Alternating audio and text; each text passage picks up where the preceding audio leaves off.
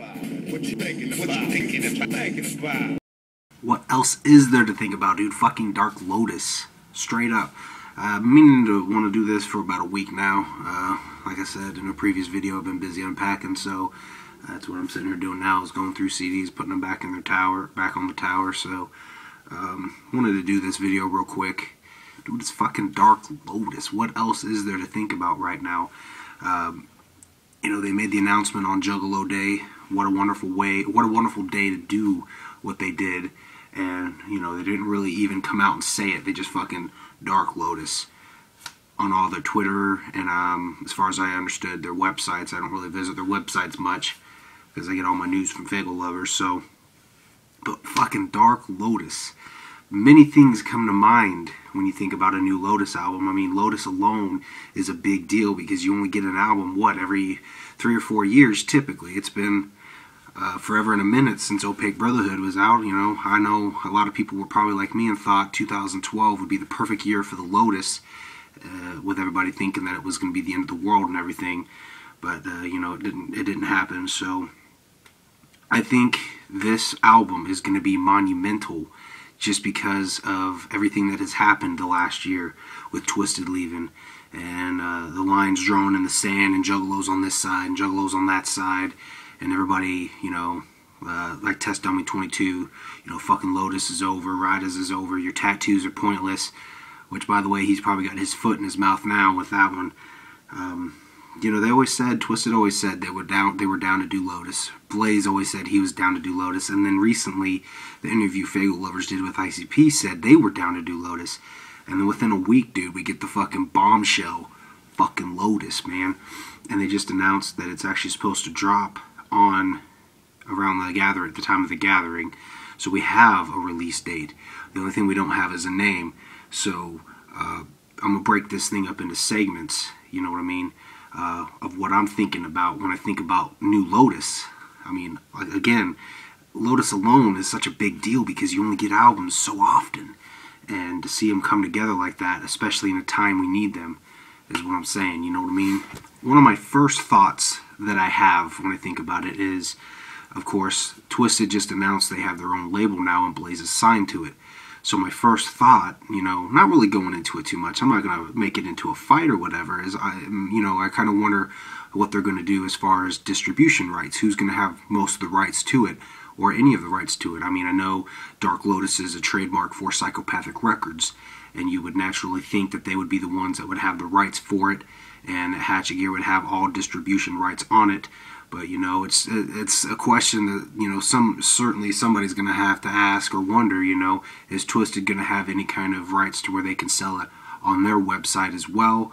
I mean, I'm sure they ain't going to have no problems if only Hatchet Gear does, because, again, you know, Dark Lotus is kind of a Psychopathic trademark, and it kind of does belong to Psychopathic. Therefore, you would think Hatchet Gear would solely be the one in charge of distribution of it. But again, that's a question that has to be asked. So, you know, there's one thought that comes to mind when you think about new Lotus. Of course, the big question is, what in the world are they going to call it? You know, really, you don't want to go into that too much because it could be anything. The possibilities are endless. There's just so many things it could be called. So, I mean, that thought, it enters my mind and it leaves my mind just as fast. But the other thing I would wonder is, are they going to do a tour? More than likely, you would think they would. That's always been their way to push an album. That's how they've always made the most money out of an album, is touring for it, to back it. So, I mean, I would hope to see a tour, and I hope they'd come close to my area, even though, you know, moving into the apartment I took a bump raise in my rent because it's a bigger place. But, you know, ultimately, I'd love to see them come to Indiana, and I'd love to be able to go, and I'd just love to see them be on tour, because it's something you don't see often. It's every time an album comes out, basically, aside from the American Psycho tour where they toured, you don't get to see Dark Lotus very much unless it's at the gathering or an album release. So, yeah, definitely. Looking around online and everything, you know, I've seen people saying why there's no ABK in this one. And of course there was no ABK in Opaque Brotherhood. I think maybe they just realized that they should just stick to the original lineup that they ever intended to have from the beginning, which was Twisted, ICP, and Blaze. You know, Mars was kind of Violent J's little brain fart where he included him to be a part of it. And so when they had their issues with him, they went ahead and filled it in with ABK, which was great. I love ABK in Lotus, but I do feel like they made the right choice when they did Opaque Brotherhood the way they did, only having 5 petals instead of 6, just because, you know, at the time, ABK had just came back to Psychopathic Records, and I'm sure it was still fresh in their mind. Would he ever leave again? Would they ever have to worry about that ever again? And, you know, nobody ever thought Twisted would, and they did. And so they're going to do Lotus with Twisted still. But I think, to me, it's really good that they're going to stick to the original lineup the way Lotus was ever meant to be. So, as far as that goes, I'm glad Dark Lotus stays as it is. I know people have said in the past they'd love to see Big Hoodoo part of Lotus, and even Boondocks. And I wouldn't argue with that. I would not argue with that. I think they would be a perfect fit to be part of Lotus. But that's the thing, is Lotus is not really a change. I mean, it is, but it isn't a changing roster. It was only ever meant to be what it is, not like Ryda's where they have the different cameos. So sticking to the original roster they have is a good thing to me. So I agree. I'm glad they left ABK out of this album as well. But, you know, then again, it would always be awesome to see him come back. And like he said, he's got it on his wrist, Dark Lotus for life, you know. But I do think 5 petals is plenty, because it's always been a solid lineup. You know, when Psychopathic Records really took off and the family era really began, it was ICP, Twisted, and Blaze in the beginning. That was what formed Lotus in the beginning. That's what formed Ryda's in the beginning. And that's just, that is the strongest foundation for Lotus. So I think they should keep it that way. This album is coming at the perfect time, because, like I said, in the previous year, we've had so much turmoil with the leaving of Twisted and then eventually Blaze, you know what I mean?